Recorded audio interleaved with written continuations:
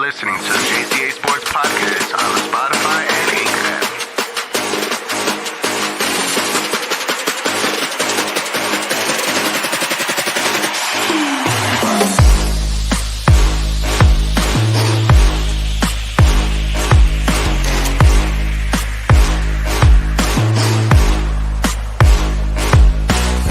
To the JCA Sports.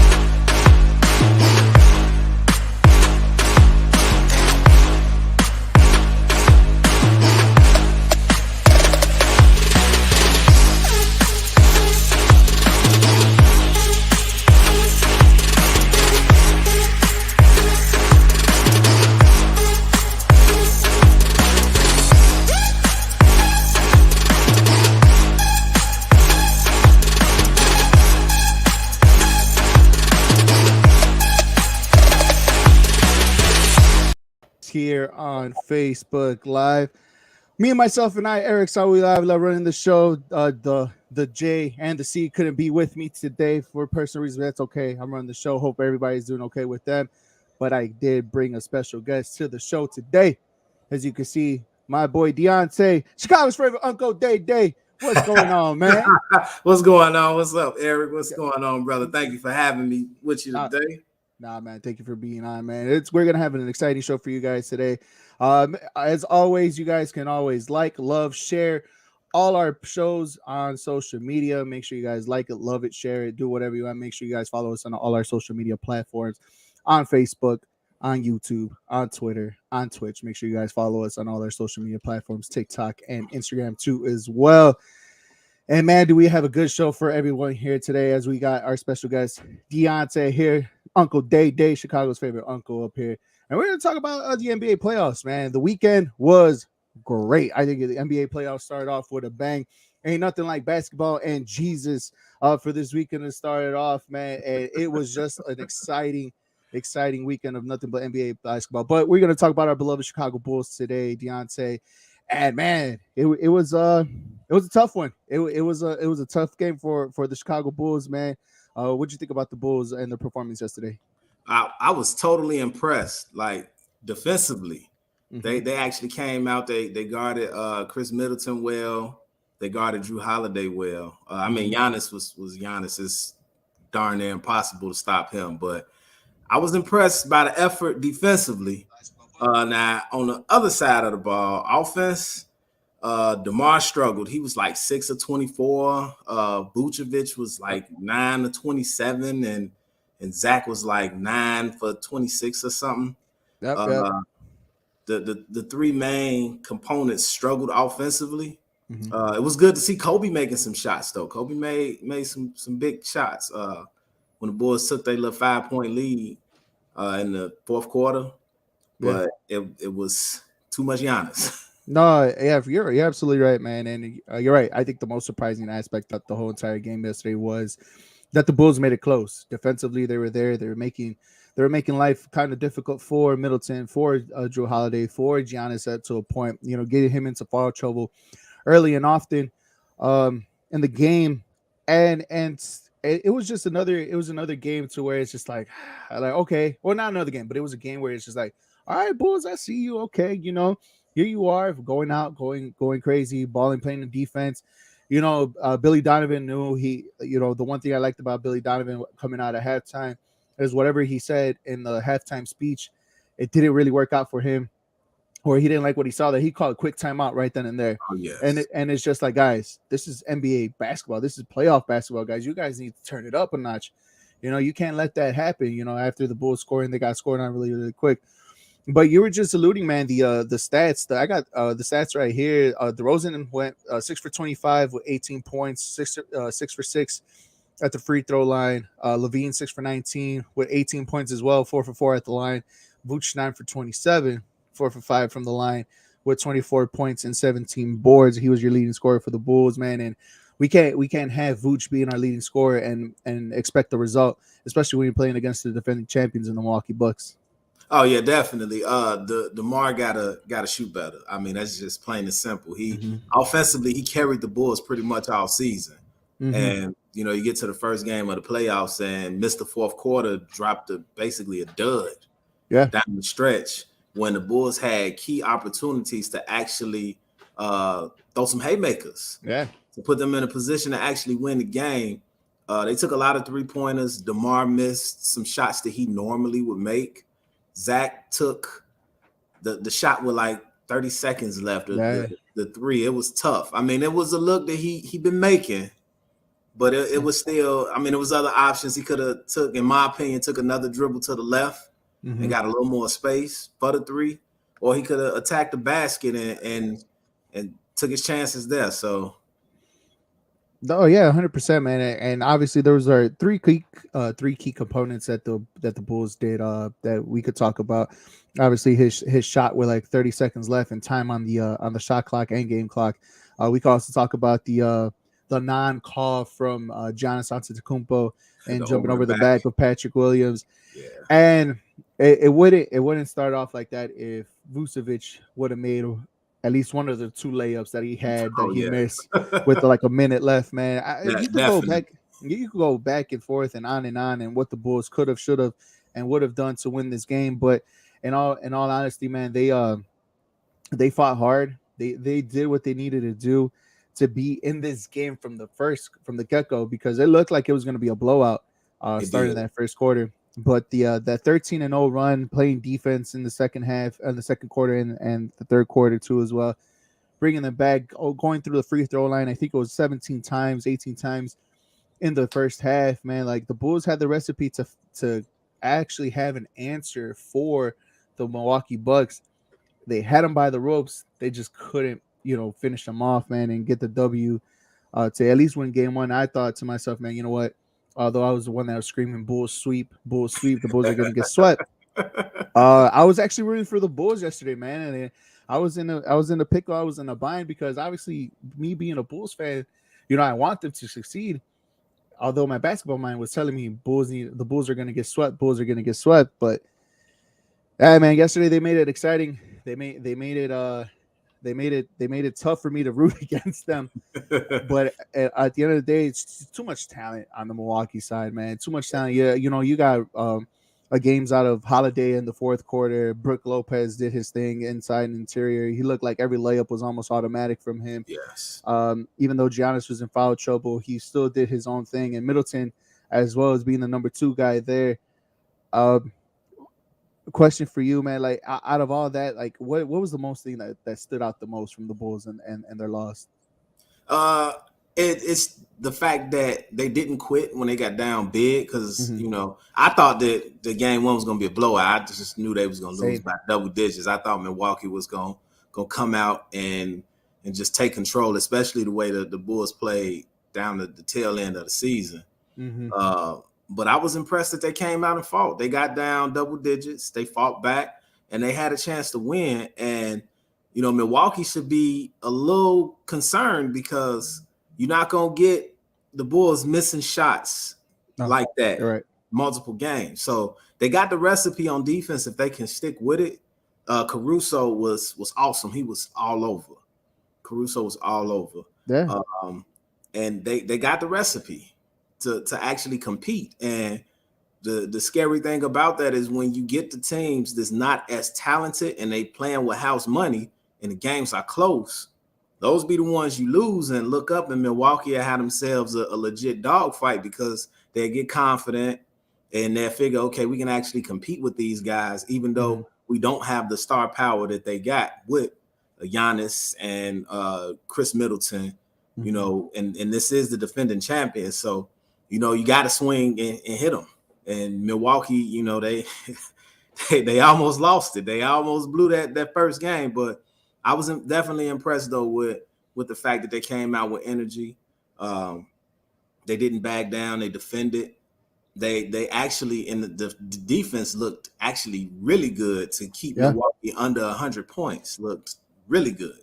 Yeah, man. The Milwaukee Bucks team that averaged – coming into the season, coming to the playoffs, averaging 115 points per game throughout the regular season, and the Bulls did enough to hold them under 100 points as the Bulls lost 93-86. As you listen to the JCA Sports Podcast here on Facebook Live, guys, make sure you follow us on Facebook under John Konavi. Also, make sure you like our show, share all our shows too, and follow us on all our social media platforms. As I have Deontay here, Uncle Day Day here is a special guest. The JCA Sports Podcast. Jose and John couldn't be with me today, but the show must go on. Hope everything is good with them over there.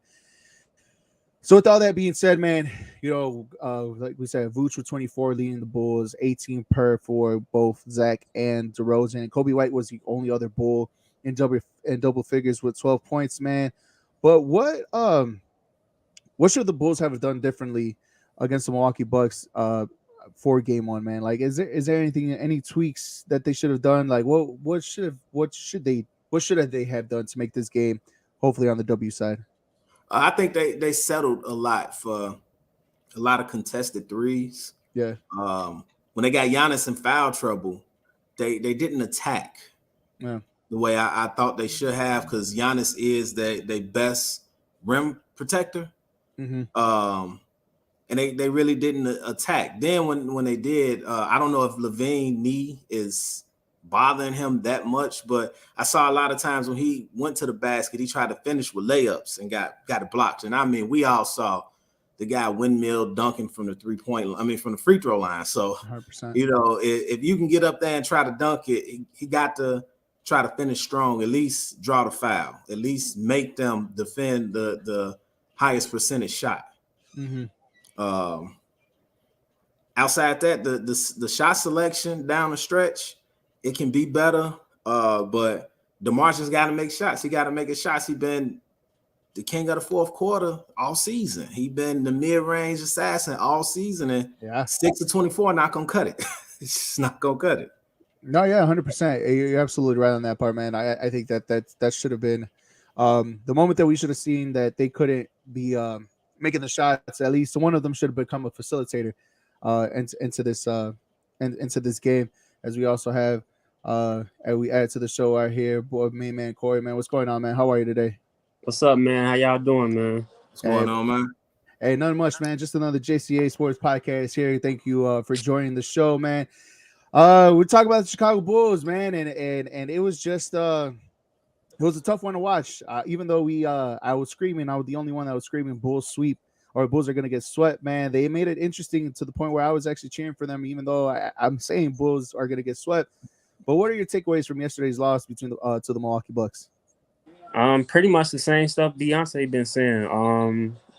That shot selection killed us, man. The shooting percentages of DeRozan, LaVine, even Vooch, even though he had 24, it was terrible. And yet we only lost by 7. That's why I was encouraged by the loss. We only lost by 7, and yet I just got encouraged on defense, on how they was playing defense. They might have found something. They might have found a way to guard Milwaukee, like the whole doubling Giannis thing. Maybe they can learn from what Caruso was doing. Oh yeah, he was that energizer buddy, especially on the defensive side of the ball, and that's technically what you want Caruso to do, to be your main lynch guy, to be your defensive howler, your defensive guy on the defensive side of the ball. But what should the Bulls done differently in this game for them to at least get the W? Like I said, I was encouraged by the defense, so like I'm not really concerned about what they did on that end. It was the offensive end, like settling for way too many contested jumpers. LaVine, step back threes. DeMar just had an off day. Those are typically shots he usually hit, so I'm not worried about that. I think he'll hit those shots next game. But LaVine got us start attacking the basket. Like, before he became a shooter, he was known for his athleticism and dunking on people and attacking the rim. And I feel like he got away from that when he became a better three-point shooter. He needed to go back to attacking the basket. 100%. Milwaukee, they don't really – I mean, Giannis is a great defender, don't get me wrong, but I don't feel like they – I mean, if you're settling for three-pointers, Milwaukee's going to love that. I don't feel like Chicago's that impressive of a three-point shooter. I feel like they were settling. No, Kobe 100%. White got hot. They should have took advantage of that. True. I think just for them to incorporate even Patrick Williams, because we could see that he could actually score the ball too. I mean, I'm pretty sure we all watched the same game on the last game of the season, right, against the Timberwolves, right? He could actually pull up a 30-piece and actually can be ball dominant from here and there. Now, granted, I understand why they went away from him or they shied away from him for a bit because it's a 20-year-old first playoff game. Maybe the pressure is too big for him. But even then, so like players like Zach, players like Vooch, players like DeRozan should kind of incorporate him a little bit, at least give him the easy buckets inside. Because what I saw, maybe I'm seeing a different game, or I saw a different game, and me not seeing Milwaukee basketball a lot. You could get points on Giannis inside, interiorly. You see Vooch kind of backing him down, and Vooch was kind of getting those dirty points easily and often when he was guarded by Giannis interior wise. And I was upset that they went away from that. Am I wrong? Did I see the right game for you? No, you definitely saw the right thing. Vooch missed a couple of give me's too. Like he missed like at least 4 or 5 like really good layups. Like when he was backing him down. I think the Bulls should definitely go back to the post game, because like that was the Vooch that I saw in Orlando, the one that was backing him down and scoring from time to time, no matter who was on him. That was the Vooch I know from Orlando, not the Vooch that's always shooting threes. That man shoots way too many things. Yes, he can make them, but you don't have to take 10, 15 threes a game, bro. I know they leave you open, but like get down low, man. Let LaVine and DeMar set you up. No, yeah, absolutely, man. And Deontay, I mean, did you see the same thing too, man? Is Giannis kind of easy to get points interior wise? Yeah, because he challenges every shot. So he like basically they anchor on defense. Mm-hmm. So if you get him as the primary defender in the paint, it's hard for him to contest the cuts. So he really don't man up like that. Yeah. And Vooch was able to take advantage of it, and like he said, the Bulls went away from it. And the good Stacey King been preaching all season. You got to get Vooch on the block, and let him go to work and play inside out. Let him open the floor up, or at least run a screen and roll, and not the pick and pop. Yep. To stop the man from shooting threes. Like he said, he can't make them, but you're big. You got to start inside and work your way out. And it actually got Giannis in foul trouble, which is a recipe for success when you can get the best player on the other team, probably the best player in the league, in foul trouble. Because now they got to change their whole game plan up. So they got to go back inside. 100%. I mean, he went 9 for 27 and 2 for 10 from 3. And I think that's the one right there. Shooting 10 3-pointers, only making 2. That's not really good. Although he got a double and led the Bulls in points and in rebounds with 24 and 17 respectively. I think them going away from Vooch interior wise and knowing that they had the Bucks kind of backed up against the ropes, I feel like they couldn't really take a full advantage of them. It definitely interior and throughout the whole entire game. Yeah, the only person that should be taking probably 10 threes, to be honest, is probably Lonzo, and he's not even playing. Like, I don't want nobody in that starting lineup taking 10 threes a game. I'm sorry. I mean, whether it's LaVine, DeMar, Patrick Williams, Vooch, nobody should be taking 10 threes a game. Maybe 10 threes collectively out the 5. Right. I don't know about one of them specifically. I agree. You give a little leeway to Kobe White because yesterday he was shooting the rock yesterday pretty good. He has his hot moments. Yeah, he does. He's up and down for sure. You guys are listening to the JCA Sports Podcast here on Facebook Live. Guys, make sure you watch all our shows, share them, like them. You can also listen to our podcast if you don't watch them on Spotify and the Anchor app. I'm here with Deontay and CP as my special guests for filling in for the J and the C to today. All right, guys. Simple question. Let's go with CP first, man. What do the Bulls need to do differently to win or make game 2 a little, or to win or make game 2 a little bit more interesting? What do the Bulls need to do? Attack Milwaukee, put pressure on them, like force them into they're gonna make them, but I still say don't let them attack the basket as much as they, because Giannis is gonna get his no matter what. He's just that strong and that powerful. Like, yeah, he still had his 27 and 15, but he had those 5 fouls. We can live with that as long as Middleton, Holiday, Brook Lopez shouldn't be killing Vooch. Like, we just gotta keep those guys in check and force them into, more jump shots, less attacking the basket. And like I said, we was doing that. Caruso was like pressuring them and they had 21 turnovers. They did. Bulls forced them. It's been a while since I've seen the Bulls force a team into that many turnovers. So that's encouraging. I hope they can repeat that. And on the offensive end, like I said, DeMar is not going to miss those open shots he missed in game one. It was early game jitters. They haven't played in like 5-6 days. Yeah.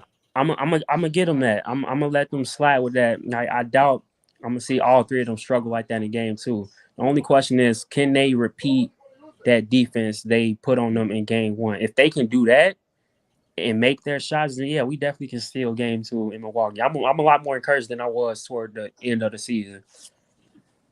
Oh yeah, 100%. I think I the performance that they put up yesterday, they gave us that little hope that they could probably make what was supposed to be a 4-game sweep into maybe an extended series, probably 5, maybe 6 games. Deontay, same question applies to you, man. What do the Bulls need to do differently to make the game interesting or even win the game?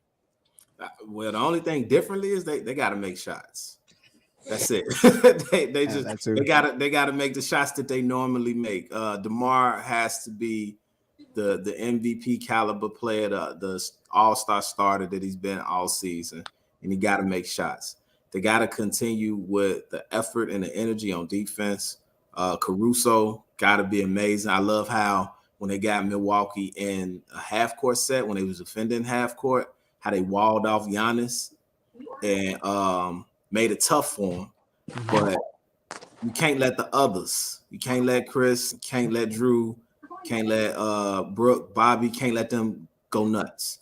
Giannis gonna do him, he gonna get his, but you gotta stop the others, and they gotta make shots. They gotta rebound a little better too, because they got slammed on the board. Yeah, those boards killed us. Yeah, so they really did. And that's been the Bulls' problem, probably majority of the season too. Always getting out rebound in majority of the games too. And for them to be close in this game and making it interesting for a game, you're still being out rebound. Those are killers, man. Those are killers, especially late in the game. Yeah. I had the Bulls winning game 2 anyway. That was the only game that I gave them. Was game Really? 2. Oh, okay. I had them winning game 2, so I'm hoping that prediction still come true. You too, CP. You had them winning game 2, or the wins coming back to I had them still in game 1, to be honest. I Oh, mean, really? because like I said, Milwaukee haven't played in a while neither. But game 1 is the best time to catch somebody off guard, like you saw what Minnesota did to Memphis. Yeah. It's the best time to catch people off guard, and I feel like we had Milwaukee off balance in that game 1. I just don't know if we can steal game 2 because they're going to be more prepared. No, absolutely right. The one issue I do have is if there's such thing called momentum for the Chicago Bulls and the performance that they pulled off yesterday, I think them playing tomorrow is more beneficial than them waiting an extra day and play on Wednesday. I think giving that extra day gives probably Milwaukee the upper hand because the momentum won't be there. They have to kind of build it right back up. Deontay, you say Bulls. You said they're going to win game 2. That's your pick, and I'm thinking you're sticking with that. Yeah, I got them winning the close one. Okay. I got them winning the close one, but hope you're right. I got them winning because remember I told you last week, Eric, that the Bulls was gonna get dubbed game 1 and they was gonna steal game 2, and that was gonna be the only one that got out the series. But after seeing the defense and the energy, like I was totally surprised, and I'm like, man, the Bulls might be able to get 2 games out of this if they compete on that level on the defensive end. They might be able to get 2 games because Milwaukee, they got chinks in their armor. They do. If you stop the others, they got chinks because, as great as Giannis is, Giannis can give 40, but as long as you don't let Drew and Chris had 20 or 30 and respectively, then you got a chance. No, absolutely, and I think yesterday is just them being on the ropes was just the perfect opportunity. As we go through the comments right here, Tony, the C in the JCA shows up. What's going on, man? Hope you're feeling better. Says we were just as bad as they were, though, as far as shooting percentage. Like both teams played bad, but it was still close. I can see both improving. Bucks still winning, but it won't be a sweep. So he's counting on a sweep. CP, you had the Bulls winning, losing on Wednesday? The series or game? No, game 2. Game 2. I think the Bulls will fight most of the game, but I don't know. with Milwaukee being more prepared, I don't see them win a game 2. Yeah, you know what? I can't be this pancake, this flip flopper, this whatever you guys want to call it, man. I have to stick through to what I said and saying that the Bulls are going to get swept, even though they pulled off a performance yesterday that surprised me and probably surprised not only us as Chicago fans but also the nation, because I think everybody was on board that the Bulls might have gotten their butts whooped more by double digits, but they didn't. They pulled off the fight. Tony Jose goes on and says Bucks win game 2, Bulls win 1 in Chicago, which is either 3 or 4. I gotta say it. I said it and I'm saying it and I gotta stick through with it, man. The Bulls are gonna get swept. Milwaukee will win game 2, and let's just hope that it's a close one and not a blowout like how we all thought they were gonna get in game 1. Hey, you guys are listening to the JCA Sports Podcast here on Facebook Live. I have my co-host, my special guest here, Deontay NCP, filling in for Jose and John. And make sure you guys follow us on all our social media platforms: Facebook, YouTube, Twitter, Twitch, Spotify, Snapchat. No, damn it, TikTok and Instagram. Wow, that was hard for me to say. Make sure you guys like our shows, follow us on all our social media platforms, and listen to our podcast on Anchor and Spotify. Like I started the show, guys, this weekend was nothing but basketball and Jesus. And let's go around the NBA a little bit. And it was exciting, man. These playoff games, most of them were pretty exciting. Let's make it to the most interesting one that happened yesterday too as well. It was the Nets and the Celtics. Celtics had a game-winning layup to finish off the game from Tatum, winning 115 to 114. Guys, what's the takeaway from that game? What's the takeaway from that game? How did you guys see that game? Let's go with CP. I literally thought Brooklyn had it in the bag. Like this is why Marcus Smart won Defensive Player of the Year today. Yeah. The plays he made, they was huge, man. And then I like that he didn't settle for that last 3. Like he dribbled down and he found Tatum, which was the right move. That was a great layup for the win. But man, Kyrie was on one. I don't think KD's going to ever have a game like that again. Boston, they just found a lucky time. They played good D though. Like they coach, cause they didn't listen to Brad Stevens like that. They coach got them playing like real Boston defense, like Boston defense from the old days. Like I was shocked with how much they forced KD into bad shots, into forced shots. Like I don't know if they can repeat it because KD is KD, but I gotta give Boston credit. They look scary even without Robert Williams. When they get Robert Williams back, that's going to be a huge deal. People need to pay more attention to Boston. And I said this a while ago when they went on that 12-game winning streak.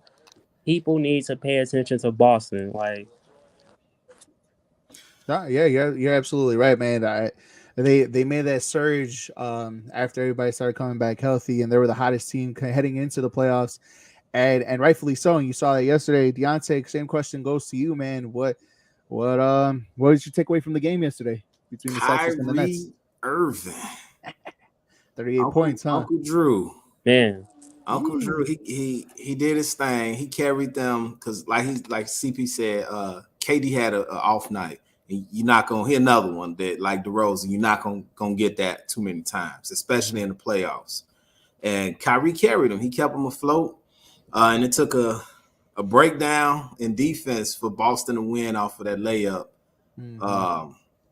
Jason Tatum, certified, and he gave Brooklyn all they could handle. But Kyrie, even his interaction with the fans, the annex. Despite all of that, he had 39 points. 38 points. Yeah. And Boston should have blew him out. Boston, because it took Kyrie, honestly, too long to get going. He was playing really passive at the beginning of the game and trying to feed everybody else, trying to get Kevin Durant going. And once he got working, Brooklyn got back because they was down double digits. They were. And Brooklyn got back in the game behind Kyrie. He had a big third quarter. And once the crowd got to dropping the F-bombs to him and whatnot, that kind of added fuel to the fire for him. And he showed why he a certified superstar in the league. And, and Boston got lucky. poke the bear with Kyrie. Yeah.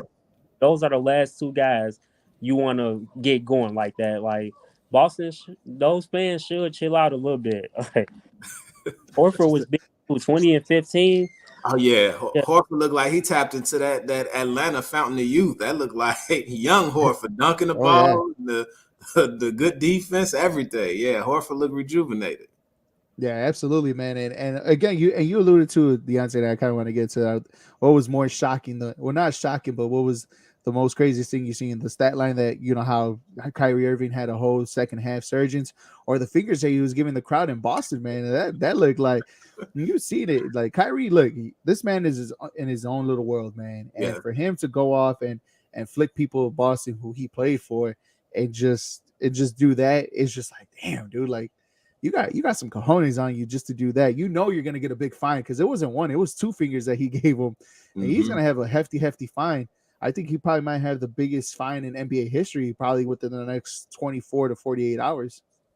Yeah, if it wasn't the playoffs, he probably would have got suspended for a game, because the NBA they got a serious code of conduct with that type of stuff. He definitely would have got suspended, but. Yeah, his checkbook about to get a little light, so he might as well get that ink ready, because I'm sure he's been hit with. I'm sure he's used to it by now. I think he has a separate checkbook of with a spending checkbook and a checkbook for fines. I think he has that one ready to go. But in all honesty, guys, I really want to ask you guys this question, and this is the question: Do you think that the players? Obviously, we want to look at the players as professionals and the guys that should have tie and everything like that. But is it okay for the NBA players to kind of express themselves just a tad bit more with the fans and something like that, and probably create a villain for the NBA to make it a little bit more interesting? Or am I just going off pocket off of this one? No, I would say you probably right on that one. The NBA players, they're not just these new age guys. They're not just gonna let you talk to them any type of way, or like, because like the things Boston fans were saying to Kyrie, and I'm not shocked, because you hear it at Red Sox games, you hear it at Patriots games. This is who Boston is. I'm sure Kyrie even heard stuff while he played there, so. He probably been wanting to get this stuff off his chest anyway. I feel like NBA players, they gonna say what they want to the fans, bro. This is a new generation. They're not just gonna ignore it and go MJ mode. The fans are talking crazy to me, so I'm gonna go off on them. No, they're gonna talk crazy to the fans. Like Trae Young, he's a villain everywhere he goes. Like, and he loves it. He thrives on it. Some of them do. Like Kyrie is another one I think that thrives on it, as well as Kevin Durant, because KD stay in the Twitter wars, and like the players of the 90s didn't have the social media to have that immediate interaction with a lot of the fans like that. And I mean, just this season alone, how many games that the Lakers played when they had fans removed from the things they were saying? And then you hear some of the former players like, yo, that's part of the game. Y'all need to just grow up and toughen up. But these younger players, these guys playing now, they like, nah, you're not just gonna say anything to me at any time and think I'm just supposed to let it roll off my shoulder. I'm gonna respond to you and go with it from there. And from a business standpoint with the NBA, they might look at it as a lack of professionalism, especially responding the way Kyrie responded. And they even had a soundbite of him walking through the tunnel. I saw that. Yeah, exactly. So I mean, at some point, the Adam Silver gonna have to step in and say something, because it's gonna get out of hand. It's gonna be absolutely right, man. But I still do think these arenas should hold their fans a little more accountable. Just like the ones who got the really good seats and they know the players can hear them and basically everything they saying and doing. Some of the stuff they do be saying do be out of line. So I understand where the players be coming from. Well, I mean, as an athlete and playing competitive, any type of league, any division, any level, when you go into an arena where you're not the favorite, you're gonna have those people that's gonna talk. The people that you're competing against, they gonna talk. The people sitting on their bench gonna talk. the fans sitting front row where they know that they can hear you, you can hear them. They're gonna say as much as they can to you to try to get you off your game. And you just have to go out there and ignore them. You say, okay, you want to talk jab to me? Watch me put up 50 on your team and send them home. Take this L. Literally what Trae Young did to the Knicks. Literally. Yeah, you guys are absolutely right. Last question before we go on more to the NBA guys, but first things first, let's go to the comments here on Facebook. Jose goes, my takeaway was Durant. My takeaway was Durant proved he is behind Giannis best in the NBA because that non-existent defense play that allowed Tatum to win it. He said, but KD wasn't KD, and they still only lost by 1 at the buzzer. So when KD gets it together, it's over for the Boston Celtics. That's from our Jay from the JCA Sports Podcast. Guys, as entertaining game 1 was yesterday between the Celtics and the Nets, if we have more games like yesterday, will this series be the best first round playoff series in NBA history? Deontay? No, I think I believe the Bulls and the Celtics had a 7-game series. I believe that was the first round when KG was injured. And the baby Bulls, they almost pulled it off, but that was probably the best playoff series that I know that I personally witnessed. Might be the best one in NBA history, at least the best first round series, definitely. CP, if it continues this and we have a 7-game series between the Nets and the Celtics like we had yesterday, will it be the best NBA series in NBA history, first round playoffs?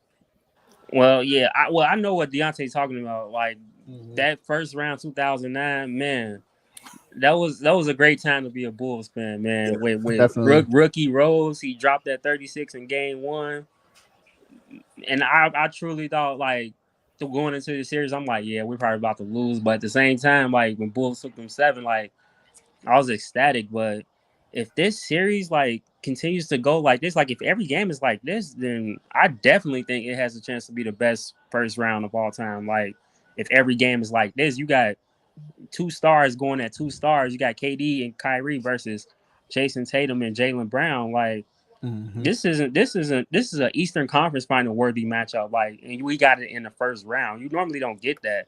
So yeah, it definitely has the potential to be the best first round of all time.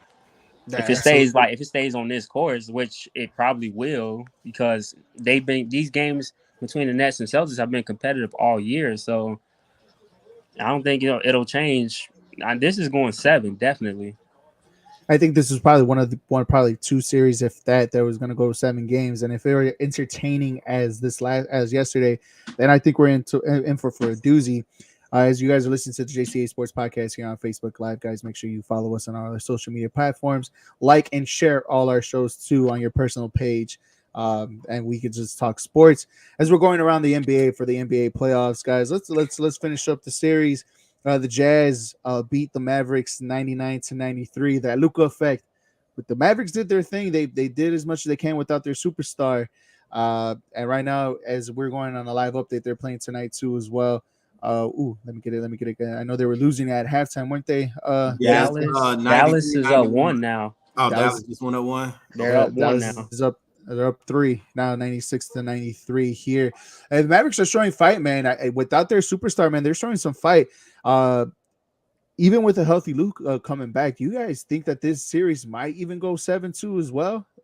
Depending if Luka comes back as himself in game 3, then yeah, definitely. Like I don't know, ever since what happened to Utah last year, they lost to the Clippers, and who didn't even have Paul George and Kawhi. Like I don't really trust the Jazz no more like I used to. They're beating on a Dallas team without his star. So, and Luka, he loves these road games. You remember what he did to the Clippers last year, the past few years, to be honest. Mm-hmm. He's been a road warrior. I think he could come into Utah and steal. If Dallas could, just tie this series up, he definitely could go into Utah and steal a game. And I could see Dallas like pulling this series out. It'll probably still go 7, to be honest. But I'm not counting Dallas out. I think they still have a chance to take this. Is the friction between Mitchell and Gobert as serious as it can be, Deontay, for them just to barely beat a non-Luka Doncic Mavericks team and barely win by 6? Yeah, I think that situation in Utah, like the way they started the season, they started hot, and next to the Bulls, the finish was probably the worst like that they could possibly have going into the playoffs.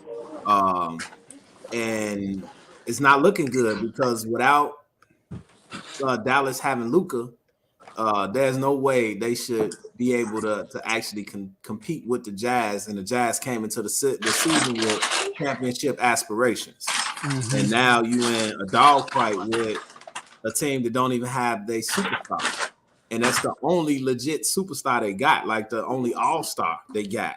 Spencer Dinwiddie, he's been playing good basketball. Jalen Brunson been playing good basketball, but they traded Porzingis, so they don't have a second legit all-star in Dallas. And without Luka, they struggling to put him away. Utah's supposed to be going back home with a comfortable 2-0 lead and hit Dallas in the mouth in both games, saying it's not looking good at all. No, man. I actually think they've looked better since they traded KP. If I'm being honest, I think they've looked better since they traded Porzingis. I don't know. He just didn't fit for some reason. Dinwiddie has helped them a bit more with scoring, more consistent scoring since KP. KP, I feel like he just got to do his thing on his own team. Like I feel like Dallas is literally better without him. Yeah, definitely. And to go on CP point, they did go on a little tear after KP was traded. They had the 5th best record in all the NBA, and I think the 4th in the Western Conference after he had left. So maybe you're right. This team is all Luka, and the team that's built right now that's playing right without him is built around Luka.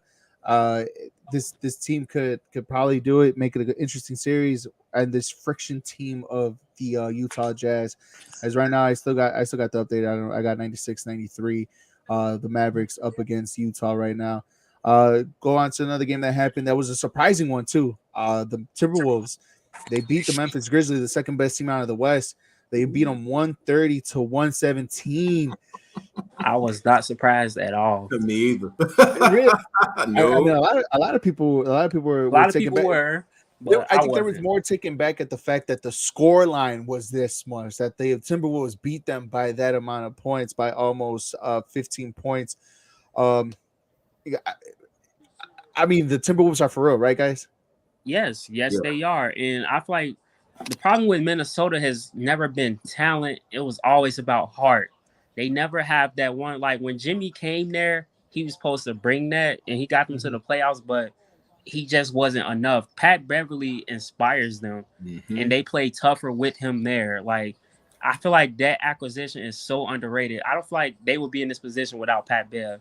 Not just his scoring or defense or anything like that, but just mainly like they got an edge to them. Like, you know how the Grizzlies like say we want the smoke and all that. Minnesota also wants to smoke now. Like, Towns got a reputation for being soft. D'Lo, like they all got that reputation for being soft, and I feel like with Pat Bev, they play inspired, they play up to their talent, and that's what it showed when they played Memphis. They weren't scared of Memphis at all, and to me, they look like the better team. To be honest, I mean, Ja Morant is extremely talented, but let's remember, D'Angelo Russell is a seasoned all-star. Towns is an all-star. Edwards is going to be an all-star. Like, that's what really surprised me is what Anthony Edwards did. That boy ready. He is super ready. That boy ready. And like you said, the piggyback on what CP said, Pat Beverly, Chicago stand up, man. He got out there and he got them boys with a little fire in their belly, and he got the right one with Anthony Edwards. Just like he can play, and he got the push to say, you can be good, you can do this. We're going to ride your wave. You and Karl Anthony Towns, we're going to ride y'all wave. But you got to go out there and play because Ja ain't bagging down from nobody. He want the smoke. But I think he means that. No, yeah, 100%. And I think to be, again, a lot of people said it was a surprise. I was surprised, but mainly more by the score line instead of the result. The Timberwolves do have a better team. Talent acquisition, you're right. They've always had it. It's just the dogfight in them. And you're sorry, Patrick Beverly is that guy. that brings that little toughness to them, and you could tell, man, these guys are ready to go for a dogfight. And then after that third quarter, man, it wasn't a dogfight anymore. It was just, you could see that the better team that night was the Minnesota Timberwolves, as they're up 1-0 on that series. Let's take it back. The Warriors look like they're primed to make this run for the NBA title, and they showed it the other day, beating the Denver Nuggets 123-107. Are they prime? Are they primed to contend with the Phoenix Suns out of the Western Conference? Jordan Poole. Of course they are. We got to remember where Golden State would come from. They just needed to get healthy again. That's all they needed. And what's scary now is that it can come from Steph, it can come from Klay, or it can come from Jordan Poole. It came from Jordan Poole in game one. It could be Steph or Klay in any other game, and that's what's scary about the Warriors. And then you still got to remember Andrew Wiggins. He made the All-Star team for a reason this year. He been playing inspired basketball. Golden State is extremely scary. I still think Phoenix looks like the best team. After what I saw last night, Phoenix still looks like the best team. But like Golden State, Phoenix, all of them are capable of making the finals. Yeah, they definitely look ready. Golden State definitely. And I told you, E, welcome to the pool party, baby. Because you're right, you did. Jordan Poole is that X factor, and Klay starting to look like Klay, especially on the offensive end. Defensively, you can see he's still trying to make waves. Yeah. But once they get past Denver and get Steph a chance to get that foot completely healthy, just imagine how bad them boys gonna be when they got 30 points and Poole on the bench, locked and loaded, waiting to go. It's like he's sitting there saying, "Coach, just say the word." Right, they got a new depth lineup. I believe it's Draymond, Wiggins, Steph, Klay, and Poole. Like that was their new depth lineup. When they sent that lineup out on the floor, they outscored Denver by 17 points. 17 points. Yeah, they're dangerous. Yep. They absolutely are. I don't think the Warriors are ready to give up the reign of being the team to go through in the West. They prove that they're that team, and they also showed like don't count us out yet, because any given night we can outscore you guys. As of right now, the score I got on the website 29-29 between the Nuggets and the Warriors. The last 2 minutes of the game, Mavericks are up by 2, 104-102, and the game that went final today. It's not looking good for your sleeper pick, for your upset pick, Deontay, as the Raptors lost to the 76ers 112-97. It's just the other night it was Maxey. I don't know why I can't think of his first name. Tyrese Maxey was the one that did it all for the 76ers Saturday night. Tonight looked like Embiid was just old Embiid, and everything was just okay from his little poor performance on Saturday night. Guys, take away from today's game. I expected more from Toronto. I'm shocked by what's happening to them. I didn't know Philly would like come out like that. I thought these first few games would be a little more competitive. I thought Toronto would be like crazy enough to steal game one, but it hasn't looked competitive at all. And this isn't the Toronto I've been watching all season. Like they were tough, rugged, like, crash the boards, hit threes from time to time. Like they were a scary team, I feel like. And I felt like they had Philly, like I felt like Philly should have been prime pickings for them. I don't know what's the issue here. But if it keep going like this, Philly's probably gonna win this in like probably in 5, to be honest, if it stays like this. And I hate the flip. When the games look like that, you don't have a choice. Yeah, you ain't got no choice now, because like CP said, Toronto was rugged the down the tail end of the season. They made a good push the second half of the season, and they look good. They actually had Philly number all season also, which was why I'm like, okay, they're gonna be ready. These first 2 games, like game 1, they should have just stayed on the bus. Right. They looked a little better to start. Then during a brief moment in the third quarter, they looked good.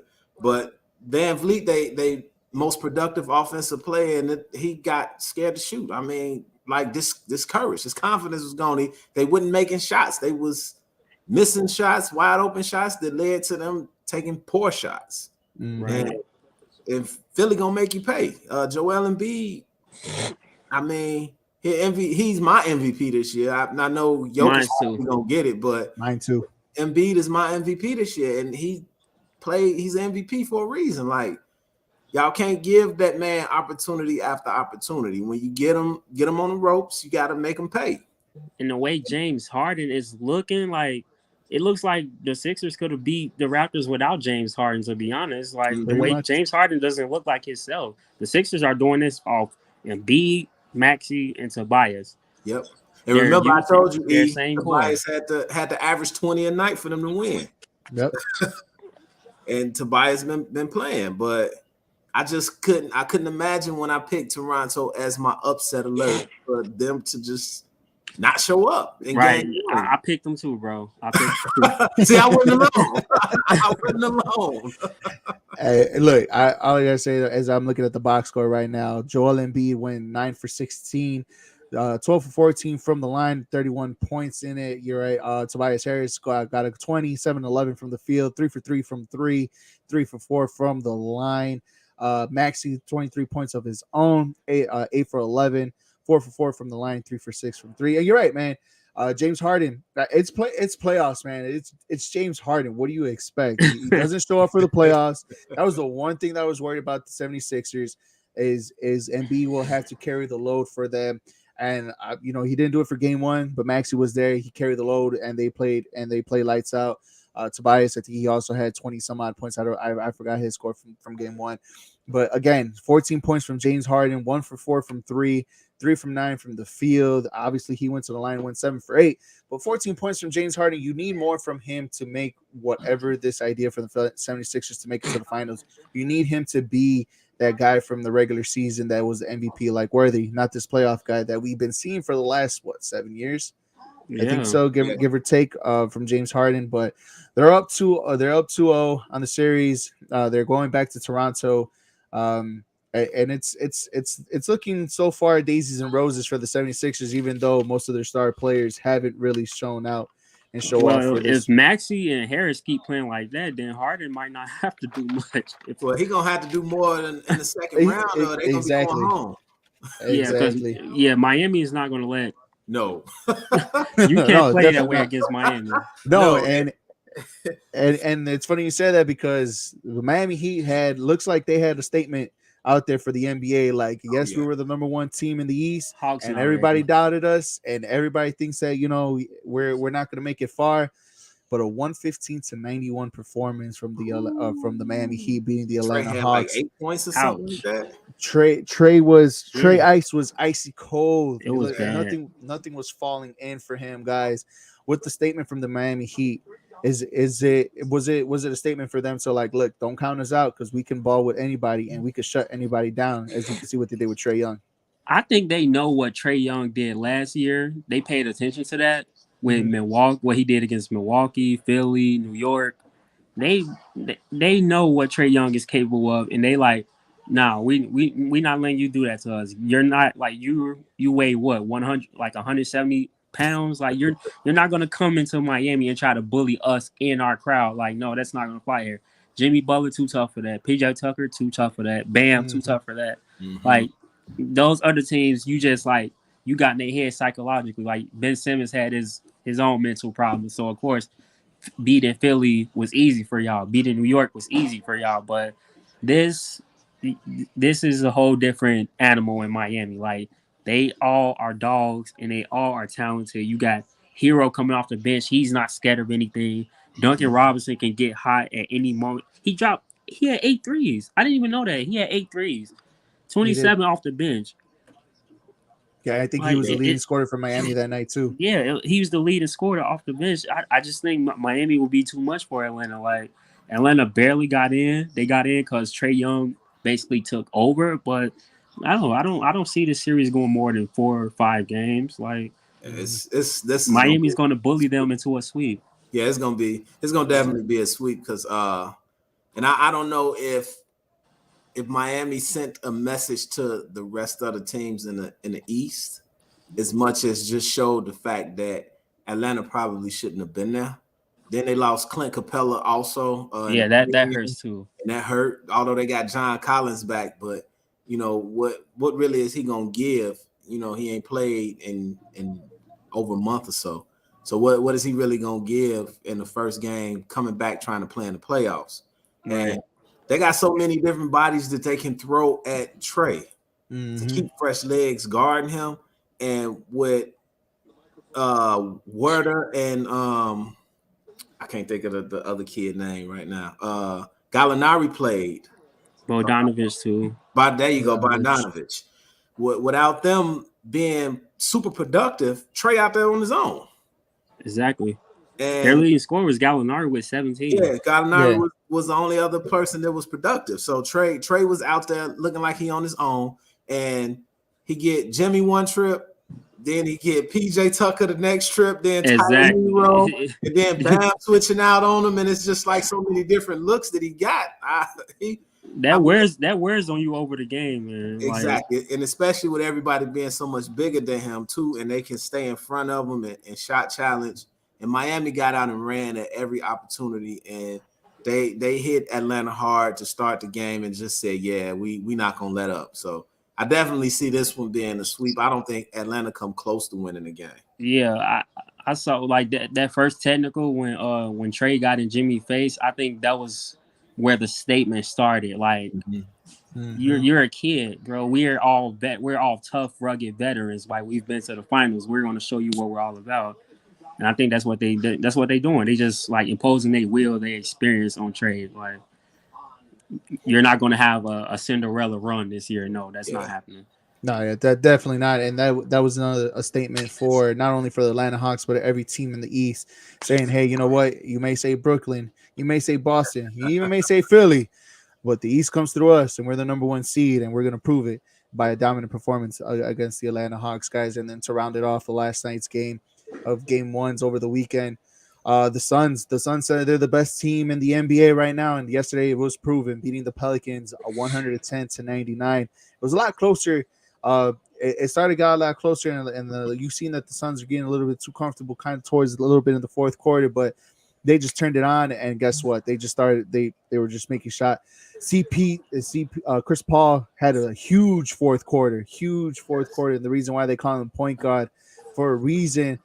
How old is he? Yeah, it's like 50 something like that, like 63. You know, that ball spot was looking pretty good on him last night. And a couple of the camera angles that he had. Hey, but regardless he was stroking that joint in the fourth quarter, though. Man, consecutive possessions. He took over that game for sure in the fourth quarter, guys. Are the Phoenix Suns? I think he on a mission after blowing a 2-0 lead in the finals last year. Like, I he wants to get back. He's hungry. He wants to get back bad. I mean, I wish we just seen this Chris Paul early in his career, man. With the Clippers, with the Rockets, like I would love to see this Chris Paul. Yeah, I think once he finally got the taste of the NBA Finals, you just seen a whole different mindset of Chris Paul for sure. But guys, the Phoenix Suns, they look like they're the best team, or they were the best, or they look like the best team throughout the whole entire playoffs. Or was there another team better than the Suns over the weekend? No, definitely. The Suns to me, not the opening weekend. Now the Suns. The Suns to me are the favorite, and right next to them are the Warriors, just because they've been there. They know how to get there. They know what it takes. So those are the two teams I'm paying attention to in the West. In the East is up for grabs. I feel like anybody can come out of the East. I don't know, man. The Bucks, unless the Bulls gave the rest of the East the formula of stopping the others and making it tough for Milwaukee. Milwaukee, this is the 3-6 matchup, right? So they will face the winner of 2 and 7, which is the Nets and Celtics. If Boston beats Brooklyn, I think they will find a game plan to deal with Giannis. I mean, just contain them, but just not contain them, but make it hard on them. I guess. Hey, all you have to look at the few minutes that Giannis was out there on the court and see how the Bulls played him. And that's kind of a secret for the recipe too, as well. Like, they came at Giannis. Like I said, you go interior, Al Horford would probably have a game. You know, like if he backs down, and definitely he will, because that's mainly more his game, more than what Vooch did. You could get your points interior wise, and it'll just open up the floor for everybody else. You're right. The Milwaukee Bucks, they might be the best team in the East for everybody, the way it looks. But man, oh man, I think the West, the winner's going to come out of the West. I that's just my personal opinion. I think if you could get Giannis into foul trouble, I think it throws his game off. That's why his defense was all over the place, because the Bulls got him in foul trouble, and he was like, "Oh, I can't be aggressive as I want to be because I got like 3-4 fouls. I can't go back to the bench. Every time he go back to the bench, Bulls go on the run." So it's like, now attack Giannis, get him in foul trouble. If you can do that, the Bucks are at your mercy. Yeah, he dodged the bullet with that over the back call. Yeah, that over the back one shocked me, because he literally. Pat Williams literally gave him a piggyback ride. Like, it like a normal box out to me. No, you're absolutely right. And that was one of the three talking points that we had. There were the difference in this game was that over the back foul that should have been called on Giannis was still 3 minutes left in the fourth quarter. Which is two missed layups that was right there, gimmies, and Zach LaVine shot from 50 feet with like 30 seconds left in the game, in the shot clock, or in the game clock, and then 20 seconds in the shot clock. Those are the three main things, man. But you're right. You get Giannis off his game, getting him in foul trouble. It's a recipe for how to beat the Milwaukee Bucks and any of the playoff series, depending who it is. The game went fine. His defense off. Yeah, definitely, and overall his game too. His game was kind of off too. It didn't look like the same Giannis in my eyes. It didn't look like the same Giannis that we normally see throughout the regular season, simply because I think it got tight for him. The holes weren't the lanes weren't as wide open as they used they to were be. clogged. And you notice he started taking a few crazy jump shots. He didn't mean to. He started taking threes once the Bulls clogged the paint. Exactly. Yeah, they kind of walled him off, and they used that length that we've been looking for all season. It was good to see Derrick Jones Jr. get some run at it, and Javonte Green get a little run at it, and they kept the lanes clogged up. And Giannis is one of them. If you stop him from going downhill early and make them run some offense, you have a better chance 100%. at staying out of foul trouble, keeping him off the free throw line. You just have to rebound, because when dude get 2 feet in the paint, it's a wrap. Yeah, it's over. It's over with. That's 100% right, guys. The game went final a few minutes ago as the Mavericks beat the Utah Jazz 110-104. We have our first tied series without a Luka Doncic, guys. So yeah, as we were saying earlier, man, this Utah Jazz team, they don't look pretty good. They don't scare anybody. No, they don't. They really don't. Yeah, guys, you listen to JCA Sports Podcast here on Facebook Live. As I got CP and Deontay here with me, filling in for Jose and Jonathan for me today, guys. Let's talk a little bit baseball before we go, guys, real quick. The Sox had they took another series against the Tampa Bay Rays, winning 2 of 3. But there's a lot of good and there's still a lot of bad from the White Sox. The good is that Jake Berger on Friday took over the game with a home run and RBI single. Cease dominated with 8 strikeouts, 1 earned run in 5 2/3 inning. You also got a home run, his first home run of the season with Abreu, and Kopech looked pretty solid, going 5 for 5 strikeouts. But again, guys, the negatives out of this whole weekend is Velasquez and Hendricks struggling.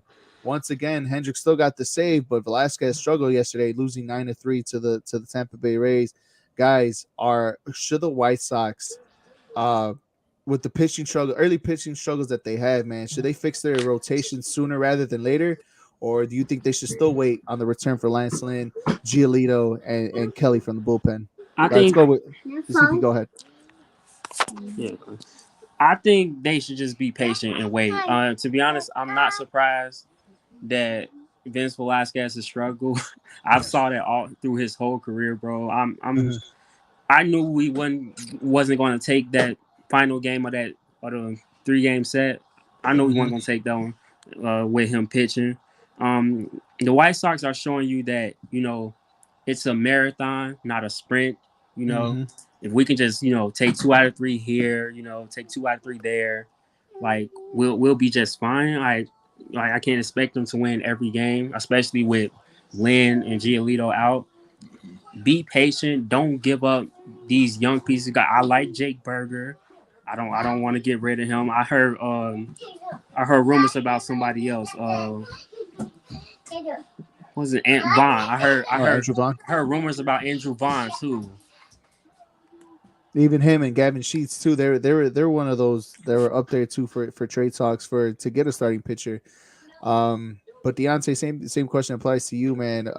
Early pitching struggles, man. Should they fix their rotation sooner rather than later, or just be patient and wait for Giolito, Lynn, and Joe Kelly?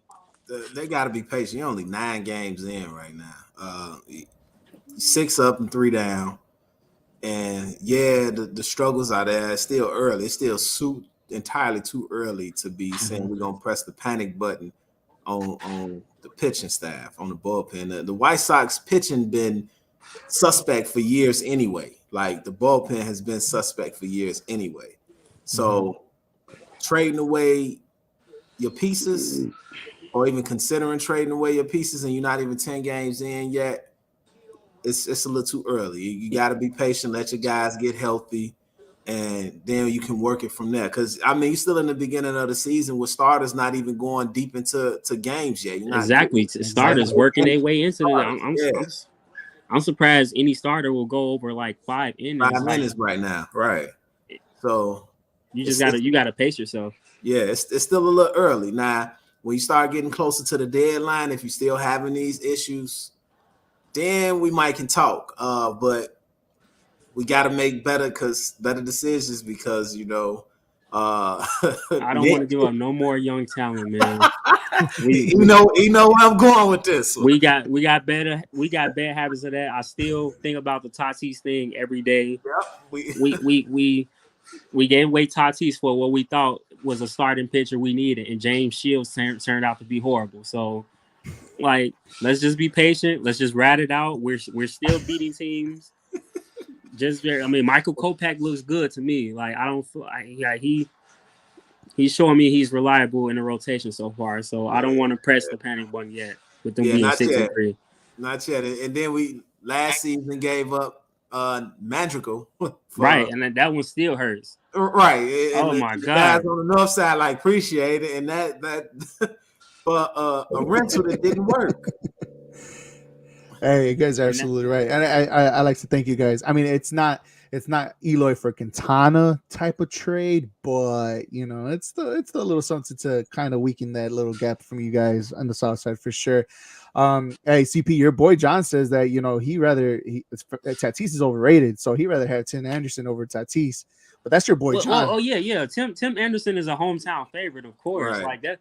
Like I met him. He's a really cool dude. Like he looks like a cool guy. I really like him. It was a blessing in disguise. Like I said, I wouldn't say Tatis is overrated, but man, that's your boy John, man. That's what he's been saying. He said Tatis is overrated. He's talented. I'm not mad that we don't have him. These things happen. Maybe he probably wouldn't have been a good fit with us anyway. So I'm happy with Tim Anderson. I hope Tim Anderson retires a White Sox. Like we good. I'm good on the Tatis thing. I can agree with you that because TA he definitely is the face of our team right now. So definitely a better batting average than Tatis. So yeah, I'll take the batting average over the home runs. Right. Well, but the one that's staying for me personally is Nick. Right. that one's staying because he trading him away. I understand why he was injured, and they needed help in the bullpen. Still do, but when he played, he filled the hole. So, yeah, Josh Harrison is no Nick Madrigal. I'm sorry. Mm-hmm. I mean, defensively, yeah, he's great, but Nick Madrigal, I feel like he's going to be a really good talent. And I miss him already. Yep. Yeah, well, right now he's getting his feet wet. Obviously, you can see that the hamstring injury that he had is still kind of lagging a little bit. Yeah, I think it's still affecting him. Yeah, his swings are not the same. I seen that his positioning and how he runs through the bases are not the same. You look like he's playing with a little bit of cautions on the side, but hey, we have him.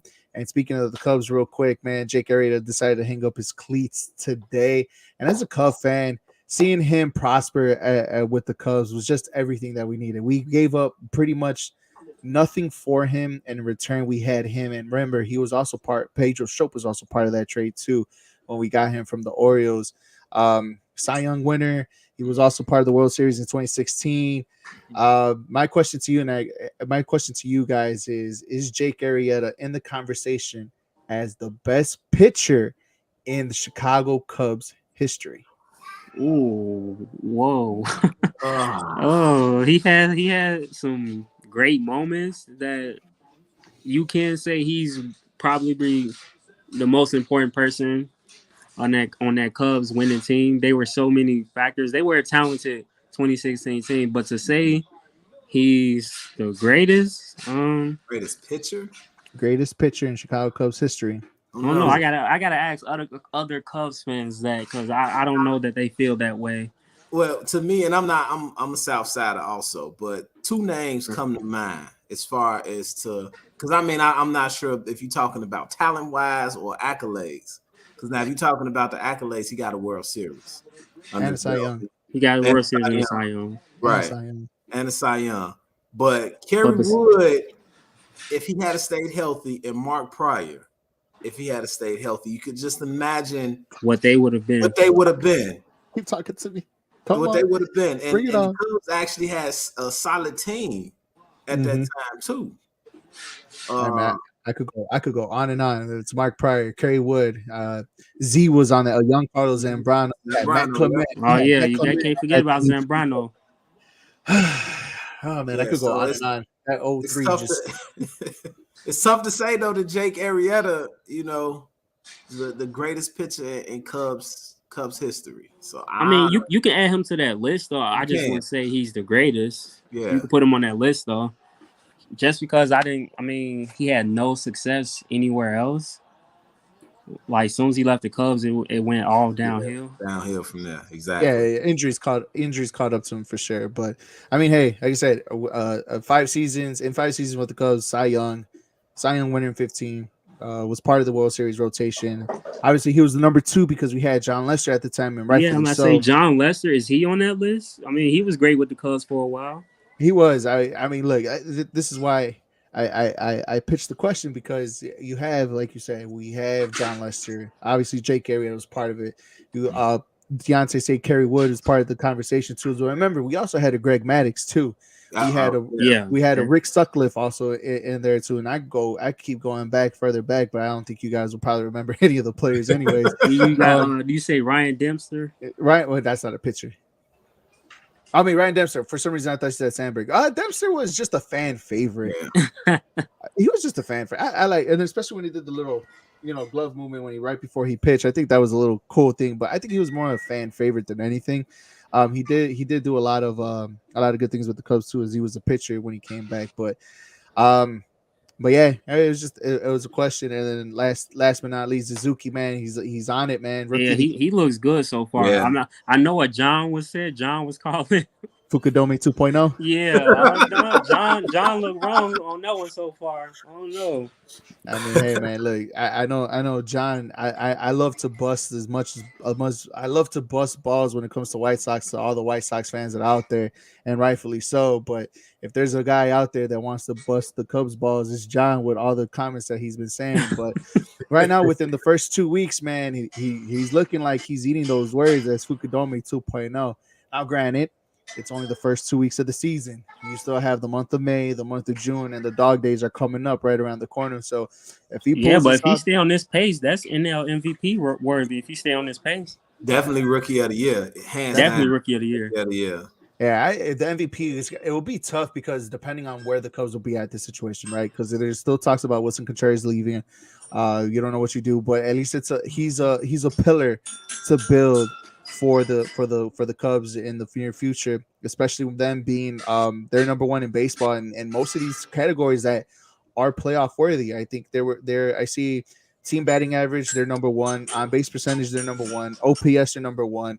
They're tied with doubles with 24 in all of baseball. So like, these numbers for a team that really had no expectations are kind of blowing everybody out. The surprise team all of baseball to me, in my eyes right now, not being biased, not being the Cubs fan or anything like that, but they have proven within the last 2 weeks that this team has a little bit more talent than what people put out there, and especially John. There's some pieces there. I mean, they're not just this trash team that got rid of everybody that they have. Mm-hmm. Right, they got a couple of good pieces, but at the same time, Eric is still 2 weeks in. I know. There's a lot of baseball this is why I'm we not. We got to see if excited. they pitching holds up. We got to see if they pitching holds up. That's the Achilles heel from this team. Even the starting pitching, Hendricks hasn't looked pretty great, even though he looked pretty okay today. The bullpen over the weekend with Colorado just didn't look that great. So if there's issues, if there's flaws in this team, pitching is the biggest flaw. But at this point, man. We take what we can get. No expectations, but they give us some type of excitement to cheer for them so far early on in the season. Well, they pulled it out against Tampa tonight, 4-2. 4-2, yeah. It was a Schwindy home run to guarantee the win. Schwindy City for sure. I heard that's his nickname. The Schwindy City. Schwindy City or Frank the Tank. You take either or. I wouldn't mind it. We'll say them both. Proud of them. So. Guys, the JCA Sports Podcast here on Facebook Live. We went a little bit over, but rightfully so. We have two special guests on here. This is mainly more for them than it was for me. I was just here a spectator because you guys hear my voice week in and week out, twice a week, giving you guys a voice out there. CP, Deontay, I'd like to thank you guys for the JCA Sports Podcast. Make sure you guys follow us on Facebook, Twitter, Twitch, Instagram, TikTok, and I think that's pretty much it that I can remember. TikTok? What's that? Yeah, TikTok. TikTok. I said TikTok. TikTok. That's a new one. Twitch, Twitter. See, that's a mouthful. There's a lot of T's in there. A lot of teasing. A lot of T's. You know, yeah. Twitch, Twitter, TikTok, all of that. Instagram, Facebook. Make sure you guys follow us on Anchor and Spotify, who are sponsors of the show. If you guys don't listen to our podcast, make sure you guys like our podcast, share our podcast to your Facebook page, and join us on the conversation. CP, Deontay, I'd like to thank you guys both for hopping on with me tonight, filling in for Jose and John. Honestly, I ain't gonna lie, I like you guys better than the other two, but you know, it is what it is. You know, that's all good. We'll be here on Wednesday, guys. We have a special guest on Wednesday, as we have the main creator of Crack One Media, Rick. Rick will be on the show on Wednesday, so he'll be our special guest to talk about Bulls and other Chicago sports too as well. So be on the lookout for that. For Deontay, for CP, I'm Eric. We'd like to thank you guys for watching. Thank you guys for listening. And until next time, guys, we'll be back. Appreciate y'all. No, thank you guys for coming. Appreciate it, E. I got you guys. Anytime. What a finish! Wow, that is unfreaking believable. What a way for a ball game to end. Oh, that's what happened. Oh, that's terrible. My God. The humanity. They may be the drunkest couple in the history of sporting events. I loved his face. I would suspect that fan is done for the night. Here's the thing. When you steal something, don't wear it.